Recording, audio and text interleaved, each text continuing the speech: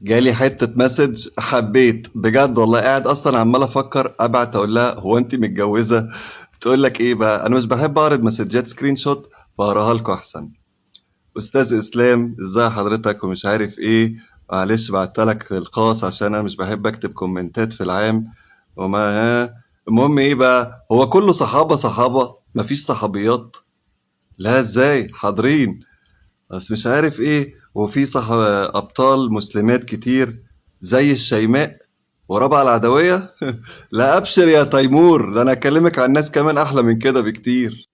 انتي اسمك اسماء، ده معظم البطلات المسلمات اسمهم اسماء، زي ذات النطاقين اسماء بنت ابي بكر رضي الله عنهما، ولا اسماء بنت عميس عشان دي بتعمل حرقان عند الشيعة، وانا بصراحة بحب اعمل لهم حرقان. عشان نتكلم عن المرأة في الاسلام، ففي 5 دول على جنب كده بره أي مقارنة بره أي تصنيف، عشان بس نعرف نتكلم. تمام، دول مش صحابيات، دول مقام أعلى من كده كمان. أولهم آمنة بنت وهب، وأرجو إن محدش يكتب لي إن هي يعني توفاها الله على غير الإسلام.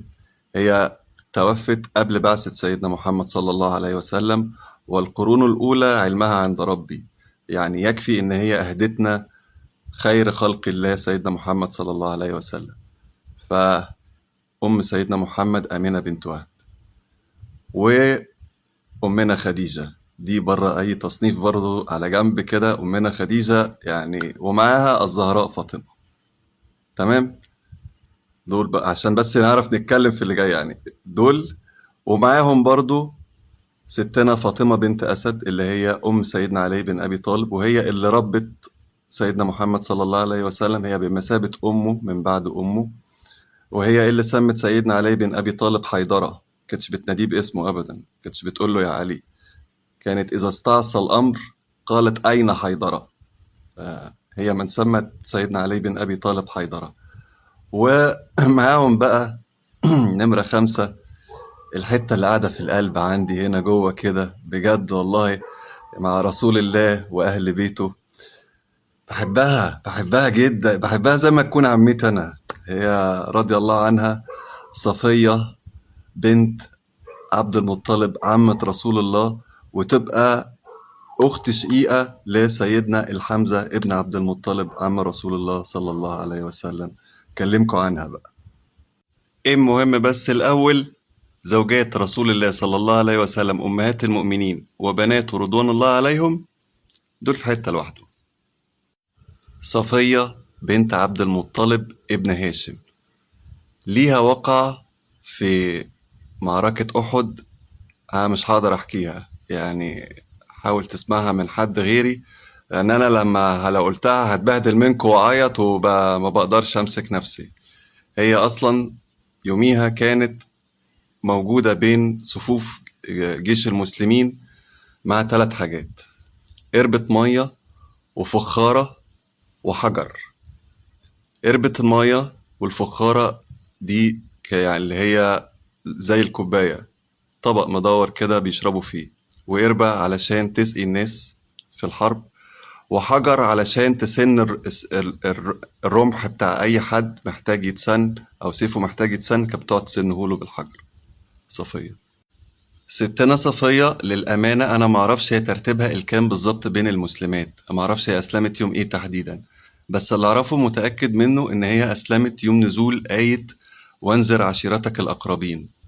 هي الأول كانت متزوجة من واحد اسمه الحارس ابن حرب، وبعد ما توفى تزوجت بالعوام ابن خويلد. لو الاسم مش غريب عنك يعني، العوام ابن خويلد أخو أمنا خديجة بنت خويلد، ويبقى أبو سيدنا الزبير بن العوام. ستنا صفية زوجة العوام ابن خويلد وأم الزبير بن العوام حواري رسول الله صلى الله عليه وسلم. الزبير ابن عمة الرسول صلى الله عليه وسلم صفية اللي احنا بنتكلم عنها دي.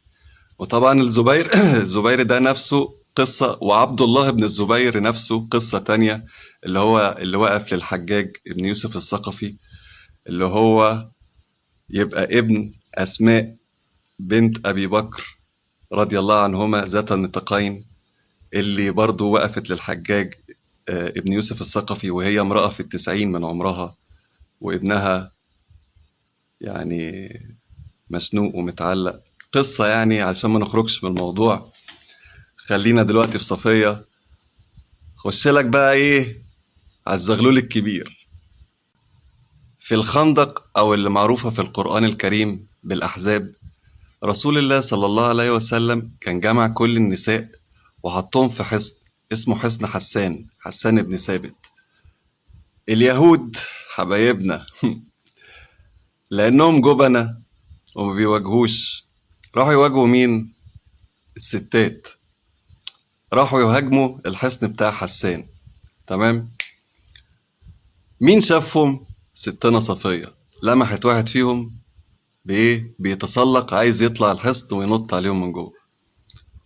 سابته طلع، جابت سيف وهوب، وراحت قطع رقبته وماسكه رقبته هتفعل على اليهود تحت.